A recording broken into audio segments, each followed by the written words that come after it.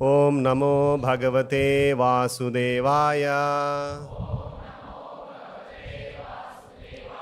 Reading from Srimad Bhagavatam, Canto 1, Chapter 18, titled Parikshit Cursed by a Brahmana Boy, text number 22. Yatra anurakta sahasaiva dhira vyapoha dehadishu sangamudham vrajanti tat paramahamsa mantyam yasmin ahimso pashamaha swadharmaha. Translation and purport by His Divine Grace A.C. Bhaktivedanta Swami Srila Prabhupada. Translation. Self-controlled persons who are attached to the Supreme Lord Sri Krishna all of a sudden give up the world of material attachment, including the gross body and subtle mind, and go away to attain the highest perfection of the renounced order of life, by which non-violence and renunciation are consequential. Only the self-control can gradually be attached to the Supreme Personality of Godhead. Self-control means not indulging in sense enjoyment more than is necessary. And those who are not self-controlled are given over to sense enjoyment. Dry philosophical speculation is a subtle sense enjoyment of the mind. Sense enjoyment leads one to the path of darkness. Those who are self-controlled can make progress on the path of liberation from the conditional life of material existence. The Vedas, therefore, enjoin that one should not go on the path of darkness, but should make a progressive march towards the path of light or liberation. Self-control is actually achieved not by artificially stopping the senses from material enjoyment, but by becoming factually attached to the Supreme Lord by engaging one's unalloyed senses in the transcendental service of the Lord. The senses cannot be forcibly curbed, but they can be given proper engagement. Purified senses, therefore, are always engaged in the transcendental service of the Lord. This perfectional stage of sense engagement is called Bhakti Yoga. Those who are attached to the means of Bhakti Yoga are factually self-controlled and can all of a sudden give up their homely or bodily attachment for the service of the Lord. This is called the Paramahamsa stage. Hamsas, or swans, accept only milk out of a mixture of milk and water. Similarly, those who accept the service of the Lord instead of Maya's service are called Paramahamsas. They are naturally qualified with all good attributes such as pridelessness, freedom from vanity, non-violence, tolerance, simplicity, respectability, worship, devotion, and sincerity. All these godly qualities exist in the devotee of the Lord spontaneously. Such Paramahamsas who are completely given up to the service of the Lord are very rare. They are very rare even amongst liberated souls. Real non-violence means freedom from envy. In this world, everyone is envious of his fellow being, but a perfect Paramahamsa, being completely given up to the service of the Lord, is perfectly non-envious. He loves every living being in relation with the Supreme Lord. Real renunciation means perfect dependence on the Lord. Every living being is dependent on someone else because he is so made. Actually, everyone is dependent on the mercy of the Supreme Lord. But when one forgets his relation with the Lord, he becomes dependent on the conditions of material nature. Renunciation means renouncing one's dependence on the condition of material nature and thus becoming completely dependent on the mercy of the Lord. Real independence means complete faith in the mercy of the Lord without dependence on the conditions of matter. This Paramahamsa stage is the highest perfection in Bhakti Yoga, the process of devotional service to the Supreme Lord. We saw in the previous verses wherein Sri Suta Goswami is addressing to the sages of Naimisharanya that just by conversing with great souls, or following them, or even serving them, one can without delay cleanse oneself of all misgivings. Even born of lower birth, just by conversing, one can cleanse of all misgivings with the great souls. And today we are seeing the same great souls attached to the Supreme Lord Sri Krishna, and can all of a sudden give up the worldly attachment and attain the highest perfection of renounced order of life, of which non-violence and renunciation are consequential. So, how can one attain this position or highest perfection of life? How can one attain? Prabhupada says in the very first line of the purport, he says, only the self-control can become attached to the Supreme Personality of Godhead. Only the self-control can be attached to the Supreme Lord Sri Krishna. Now, what does self-control means? Again, Prabhupada says here, self-control means not indulging in sense enjoyment more than necessary. This is a very important point for all the spiritual practitioners. Sense enjoyment means not indulging in sense enjoyment more than necessary. Self-control means not indulging in sense enjoyment more than necessary. What happens if we engage unrestricted sense enjoyment? What happens? Again, Prabhupada says, it will lead us to darkness. We will not know who we are. What is our connection with the Supreme Lord? We will not know when we are in darkness. In other words, we will become punarapi janma, punarapi marana. Repeated cycle of birth and death. It will be very difficult for us to get out of this samsara of material existence. Right? Now one may ask, God has created senses. God has created many sense objects. Now what is wrong in sense enjoyment? What is wrong in sense enjoyment? Right? It's like Prabhupada gives an example. It's like there is a knife. This knife can be used for two purposes. Either it can be used to behead a person, or it can be used to cut fruits and vegetables. Correct? In the same way, the senses also can be used for two purposes. Any guess? Any guesses? The senses also can be used for two purposes.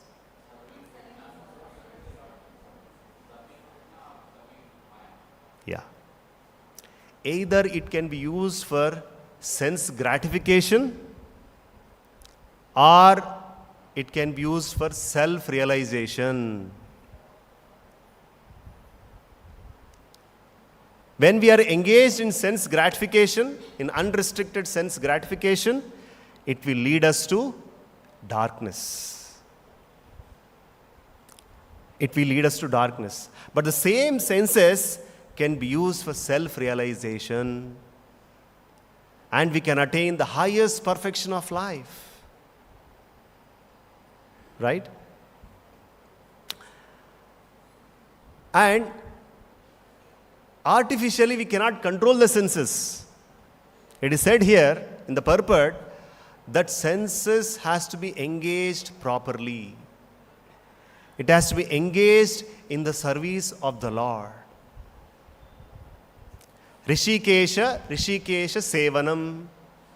We have to engage our senses in the service of Rishikesha. By engaging, what happens? Bhakti ruchyate. Will attain devotional service. In this context, in Bhagavatam, there is one very important verse, and Prabhupada quotes many times this verse. It has two characteristics of bhakti. What is that verse? Which defines two characteristics of bhakti? It says, Vasudeve Bhagavati Bhakti Yoga Prayojitaha Janayati Ashu Vairagyam Jnanam Cha Yat Ahaitukim. If one is engaged in devotional service to Vasudeva, Sri Krishna, what happens? Janayati Ashu Vairagyam. He attains Vairagya. He attains renunciation. He becomes free from all material attachments. And then what next? Jnanam. He attains the knowledge about the Supreme Personality of Godhead, Sri Krishna. So Jnanam and Vairagya, these two things are very important for spiritual advancement.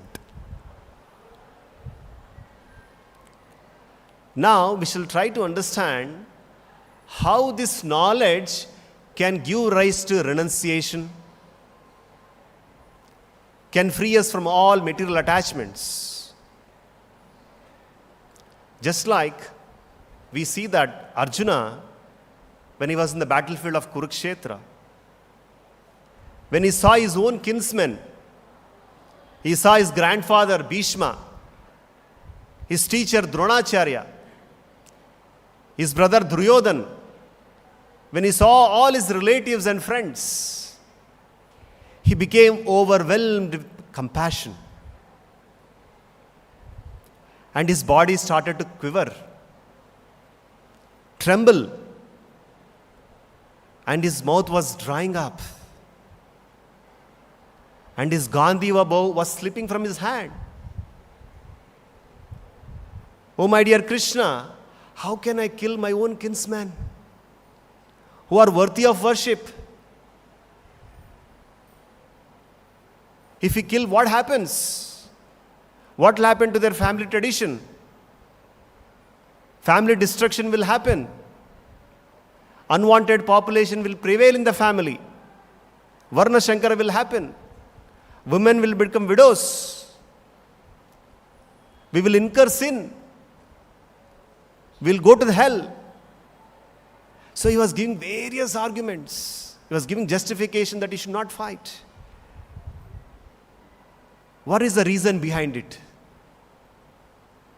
What is the reason behind it? Why is that he doesn't want to fight? Sorry? Because of strong attachment to bodily relation. He doesn't want to fight. And this is when Krishna imparts Bhagavad Gita. This is when he enlightens. He starts speaking Bhagavad Gita. What is the first instruction of Lord Krishna in the Bhagavad Gita? What is the first instruction? I am not this body. I am spirit soul. Aham Brahmasmi. Anyone who understands this, or anyone who realizes this, he becomes indifferent to this world. That I am not this body. I am spirit soul. I do not belong to this world. I belong to the spiritual world. He becomes indifferent to this world. On the other hand, if he tries to fulfill his bodily pleasures, his bodily relations, Krishna also says in the Bhagavad Gita, he becomes bonded in this world. Lokoyam karma bandhanaha. He becomes bonded. So, this knowledge about who we are, what is our connection with the Supreme Lord, brings one to the stage of renunciation. After knowing this, one has to engage himself in the service of the Lord. Because mere renunciation is not going to help. It's not going to help that I am spirit soul, I am not this body, and I be quiet. No, I renounce this world. Mere renunciation is not going to help. Just like these Mayavadis, they're expert in tapasya. They're expert in rules and regulations. And they give up all attachment to this world. They become renounced. After renunciation, they lack engagement. They lack engagement. They don't have any engagement to the service of the Lord. And therefore, they fall back to this world. But whereas we see that Arjuna, initially he was ignorant. As he became enlightened, he gave up all attachments to body relations. And he acted exactly according to the instructions of the Supreme Lord. This is called real renunciation. So 3 things are very important. One gains knowledge. One becomes detached. He becomes renounced. And he engages himself in the service of the Lord. This is practically demonstrated by Sri Chaitanya Mahaprabhu in his life. There is one interesting incident where Krishnadas Kaviraj Goswami explains how Sri Chaitanya Mahaprabhu personally demonstrated the importance of renunciation. Once in Srivas Angan's house, Chaitanya Mahaprabhu was performing Harinam Sankirtan. He was relishing different ecstasies along with his confidential devotees. So what did Srivas Thakur do? He wants to lock the house so that any materialistic person who is not interested in the holy name of the Lord is not allowed to enter the house. So he locked the house, and there was continuous kirtan was going on, and the Lord was exhibiting different ecstasies. As the kirtan was going on, one Brahmana comes to the house. As he hears this Sankirtan, he comes to the house. He sees thus door is locked. And he tries to find if there is any other door so that he can enter the house. He could not find any door. He tried his best to enter the house. He could not find any entrance. He became frustrated. He became very angry. And he is known for his immature behavior, rude behavior. Out of anger, he goes to river Ganges. He holds sacred thread and he curses Chaitanya Mahaprabhu. Next day, when Chaitanya Mahaprabhu meets this Brahmana, he says that you shall be bereft of all material opulence. You shall never be materially happy. And Chaitanya Mahaprabhu, he was very happy internally. He was very jubilant internally. But externally we see that Chaitanya Mahaprabhu lost his very young wife. His father is dead. And his brother left home. And practically we see there is nobody in the house. And Mother Sachi Devi was requesting Chaitanya Mahaprabhu to please marry again. And on the request of Mother Sachi Devi, Chaitanya Mahaprabhu marries again. And very soon, he gives up all attachments. He accepts sannyas. He accepts renounced order of life in order to spread Krishna conscious.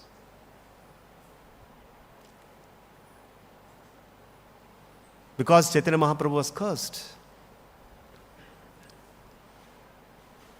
Yet in another incident, when Sarvabhauma Bhattacharya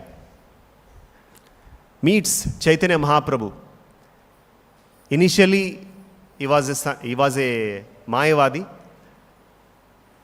He was a very strong Mayavadi. On the mercy of Chaitanya Mahaprabhu, he becomes a great Vaishnava. When he becomes a great Vaishnava, he composes 100 verses glorifying Chaitanya Mahaprabhu. When Chaitanya Mahaprabhu hears these 100 verses, he tears all these verses into pieces. He tears all these 100 verses into pieces and he threw them. And Bhattacharya heart broke. He gathers all those torn papers. He tries to assemble these verses. And with great endeavor, he could gather 2 verses. These 2 are very important verses, very beautiful verses, glorifying Chaitanya Mahaprabhu's appearance and his mission. One of the verses, Vairagya Vidya Nijabhakti Yoga. Vairagya Vidya Nijabhakti Yoga Shikshartam Ekaha Purushaha Puranaha Shri Krishna Sharira Dhari Krupambudir Yastvam Aham Prapadhye. Bhattacharya says, I offer my respectable obeisances unto the most munificent is the ocean of mercy. Krupambhadir is the ocean of mercy. I offer my respectable obeisances unto Sri Krishna Chaitanya Sharira Dhari. I surrender upon him unto Sri Krishna Chaitanya. And why did Sri Krishna Chaitanya appear? Shikshartham, in order to spread, in order to give the divine principles of devotional service. So what is the principle of devotional service? Vairagya Vidya Nijabhakti Yoga. Vairagya and Vidya. The same thing we saw even in Bhagavatam. Vairagya and Jnana. Here also Chaitanya Mahaprabhu is saying, Vairagya Vidya Nijabhakti Yoga. So these 2 things are very important for advancement of devotional service. And it is not that one can progress in material life and simultaneously pursue spiritual life. It is not possible to do together. These 2 things cannot go together. We come across some yogis, they know that in Kali Yuga, it is very difficult for people to give up sense enjoyment. It is very difficult. They cannot pay the price of giving up sense enjoyment. So what do they recommend? You can continue to pursue spiritual material life. Along with that, you can also pursue spiritual life. Actually, it is not possible. We hear, the more we pursue material life, we become karma bandhanaha. Krishna is saying in the Bhagavad Gita. But here, they are recommending you can pursue both. That is not possible. When Prabhupada went to Western countries, there were many so-called popular meditation centers. And their mission is to engage more and more in material life. The more you engage in material life, you can experience spiritual pleasures. You see? Krishna is saying karma bandhanaha, but here they are telling you engage more and more in material life, you can experience spiritual pleasures. You see? This is going on. One of the godbrother of Prabhupada, who was a disciple of Bhaktivedanta, when he went to Western countries, he saw people are engaged into sinful activities rampantly. He could find that nobody is willing to take Krishna conscious. He became frustrated.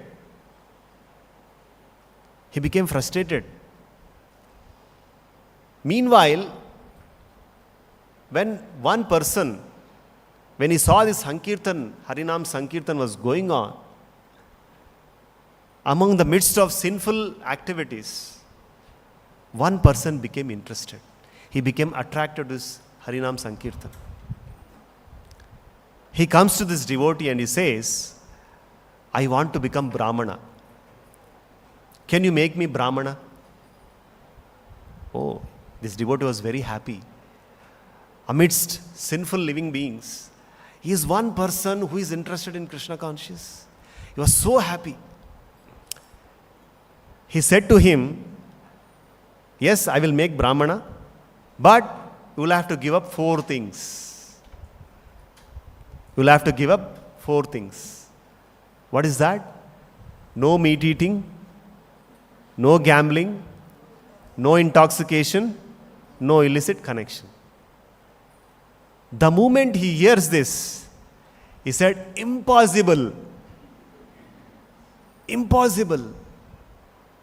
Because in Western countries, these things are day-to-day affair.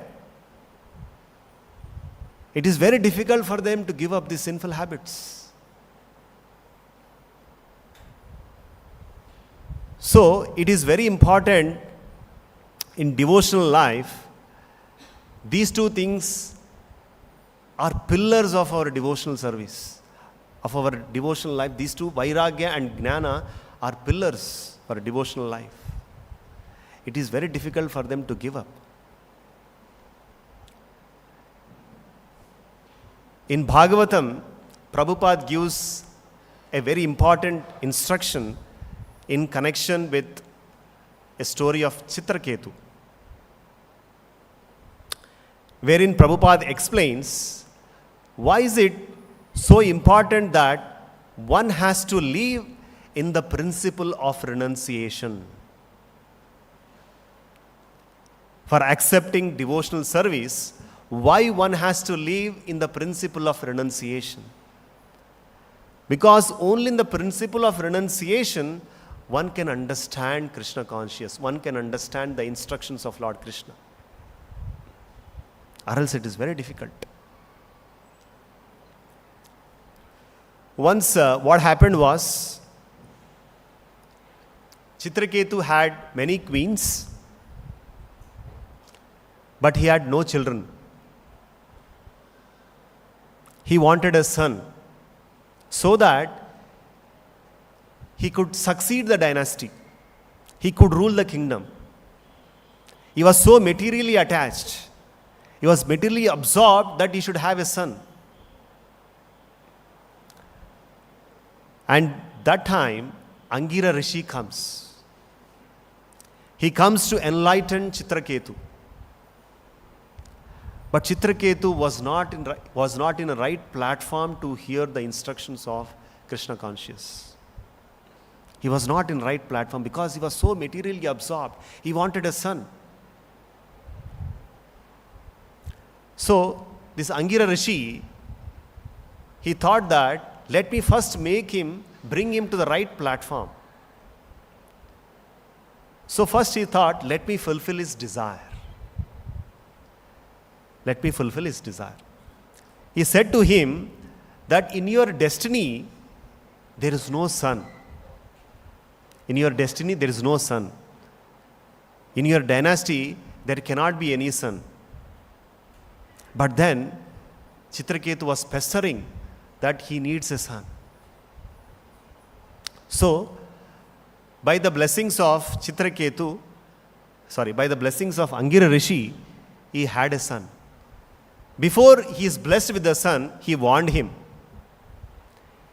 He said that the very son would be the cause of happiness and distress. The very son would be the cause of happiness and distress. And Chitraketu thought for a while. He said that happiness, definitely it would be a happiness if I have a son. He will rule the kingdom. He will continue the dynasty. So definitely there will be happiness. Distress could be, he may be ignorant. He may not be very learned. He may be fool number one. But that does not matter. But at least I will have a son. So he accepted the proposal of having a son, despite happiness and distress. And then he is blessed with the child. He is blessed with the son. And the whole kingdom was celebrating festival. There was jubilation across the kingdom. There was happiness spread everywhere. And the king was distributing charity. As this was going on, the other queens of the king became envious.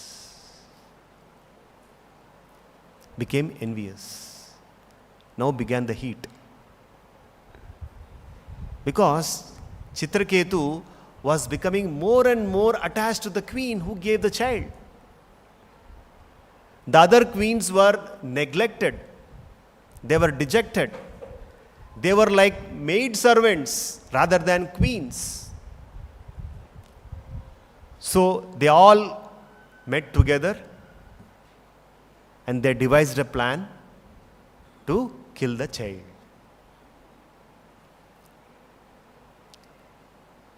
They poisoned the child. And the child immediately dead. There was shock in the entire kingdom. And Chitraketu was lamenting for the son. He was lamenting, and he could recollect the words of Angira Rishi, that the very son would be the cause of happiness and distress. As he was recollecting, Angira Rishi comes. Along with him, Narada Muni comes. Seeing lamentation of Chitraketu, Angira Rishi, by his mystic powers, he calls back the soul. He says to the soul, see, your father is lamenting. Actually, this soul is a self-realized soul. This was the arrangement made by Angira Rishi in order to teach Chitraketu. The soul was a self-realized soul. He says, please come back to your life. And he says that your father is lamenting. And this self-realized soul says, which father are you talking about? Which life are you talking about? I had many lives. I had many fathers. I had many mothers. Which life are you talking about? Which father are you talking about? This shocked Chitraketu. He was lamenting for the son. The same son is saying like this. Which father are you talking about? immediately he became detached. He learnt a lesson from this instance. Now he was in a right platform of mind to receive the instructions of Krishna consciousness. And Narada Muni started giving instructions on Bhakti Yoga. So Prabhupada says here, initially Angira Rishi, he was giving instructions to Chitraketu, and Chitraketu was not in the right platform to receive the instructions. But now because of this incident, he learnt a lesson, and now he was in a right platform to receive the instructions. Right? I'm sure many times we may also come across people who are materially attached, materially well-to-do. When we want to distribute books, when we want to preach him, that this life is uncertain, that death can come any moment. When we try to teach about Bhagavad Gita, they are not interested. Nothing will strike to them. Nothing of these instructions will strike to them. Because they are materially attached. They are materially absorbed in sense enjoyment. They are bewildered by materially illusory objects. They are not interested in such things. Is it not? We may have come across many people when we are distributing books or preaching to anybody, preaching Krishna conscious. We definitely will come across such kind of people. They are not interested. Krishna also says in the Bhagavad Gita that anyone who is bewildered by material enjoyment, resolute determination to Krishna conscious does not take place. He says in the beginning, second chapter itself, in the starting of the Bhagavad Gita, he says, Bhogaishwarya prasaktanam taya pratha chetasam vyavasayatmika buddhihi samadau na vidiyate. In the minds of those who are too attached to sense enjoyment and material opulence, who are bewildered by such things, the resolute determination for devotional service does not take place. Right?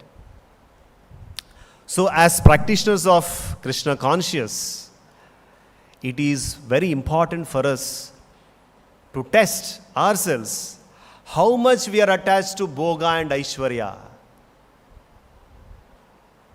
It is very important for us to test ourselves how much we are attached to these two things. It is not that somebody should give certification how much we are attached to Bhoga and Aishwarya. No, not necessarily. Just like Prabhupada gives an example, if one wants to know whether his stomach is full or not, nobody needs to give certification. He himself can know. He himself can test whether my stomach is full or not. In the same way, we ourselves can test how much we are attached to material objects, how much we are attached to material things, how much we are attached to Bhoga and Aishwarya. We ourselves can test. Nobody need to give any certification. How much we are detached to material things, that much we have advanced spiritually. That much we have advanced spiritually. Material detachment means what? We are renouncing that material attachments. We are renouncing material attachments. To whatever extent we have renounced, that much extent we have spiritually advanced. Krishna also says in the Bhagavad Gita, Ye yatha mam prapadyante. He reciprocates according to our attachment to spiritual things. Renunciation means we are depending on the mercy of the Lord. To whatever extent we have renounced, that much we are depending on the mercy of the Lord. Whereas the pure devotees who are in complete dependence on the mercy of the Lord, who are completely detached from all material attachments, are called paramahamsas. That's what is said in today's verse. Who are in complete dependence on the mercy of the Lord are called paramahamsas.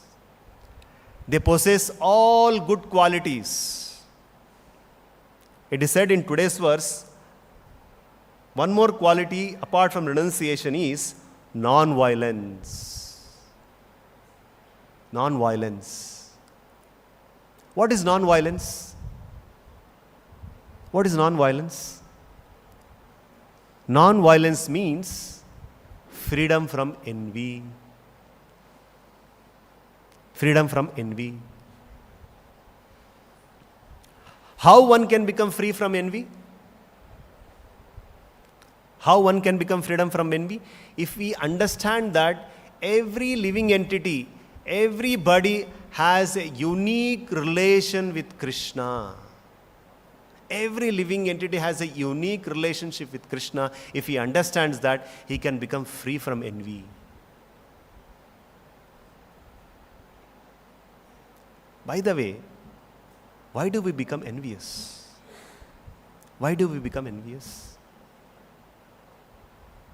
Just like in a class, if a student gets first class in the class, we become envious. Is it not? We become envious. Because this first class position is the only one position.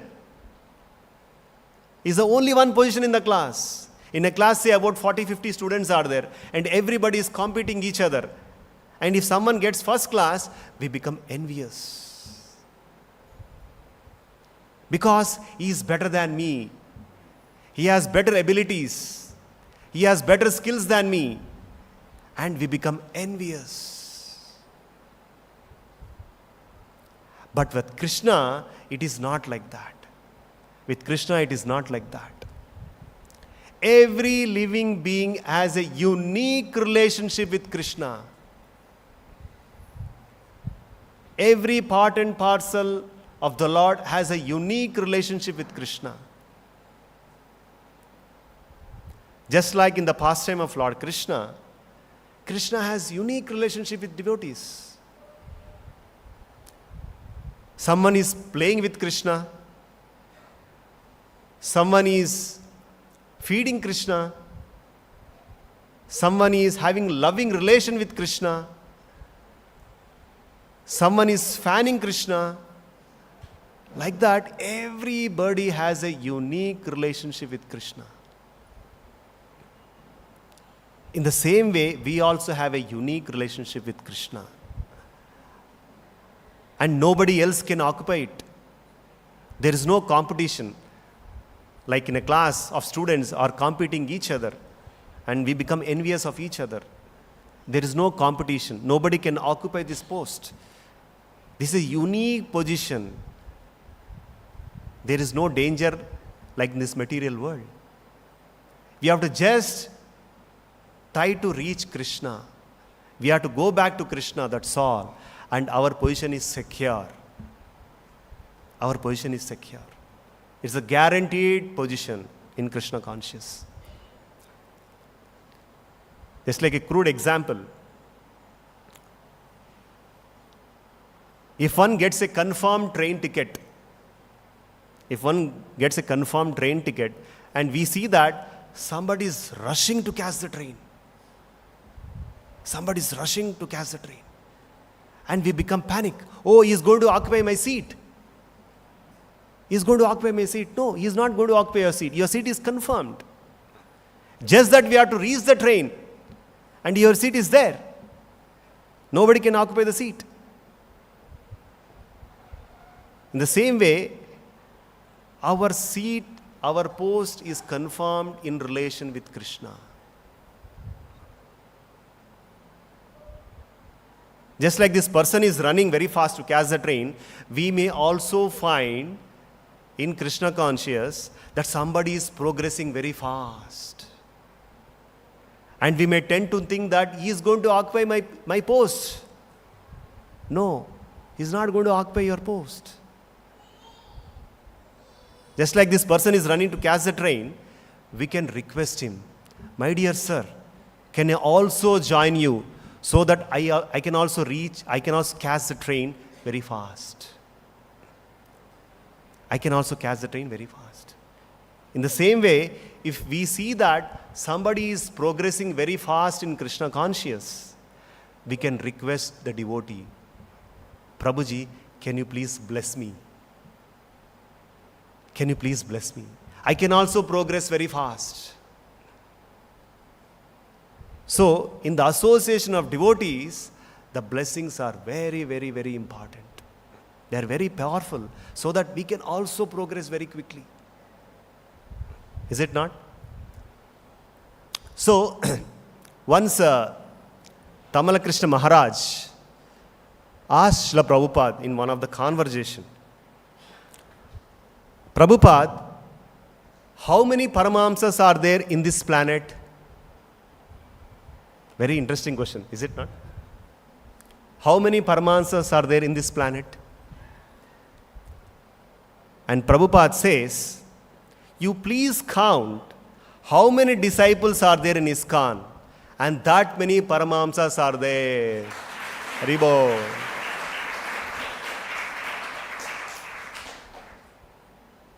So anyone who is following this paramahamsa path can also become paramahamsa.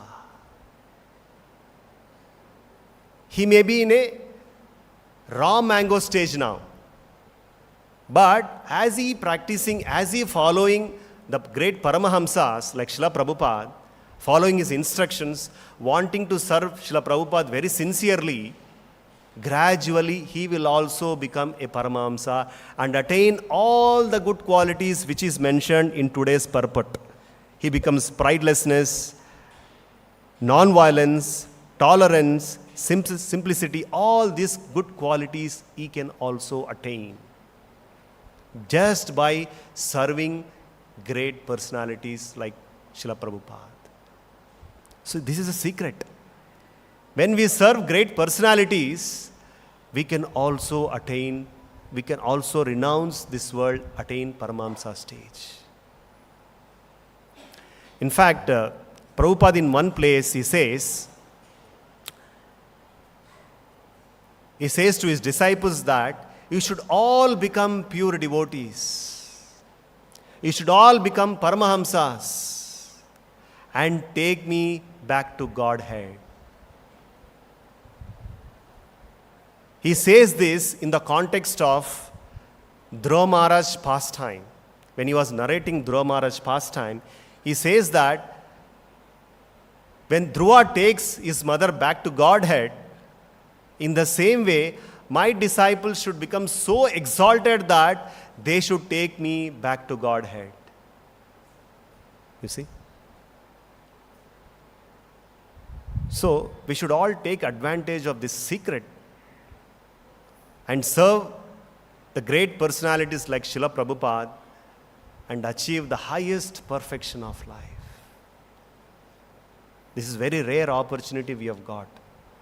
And it all begins with the chanting the holy names of God. Hare Krishna, Krishna Krishna, Hare Hare, Hare Rama, Rama Rama, Hare Hare. So we'll stop here. Kantra Srimad Bhagavatam ki jai, Srila Prabhupada ki jai.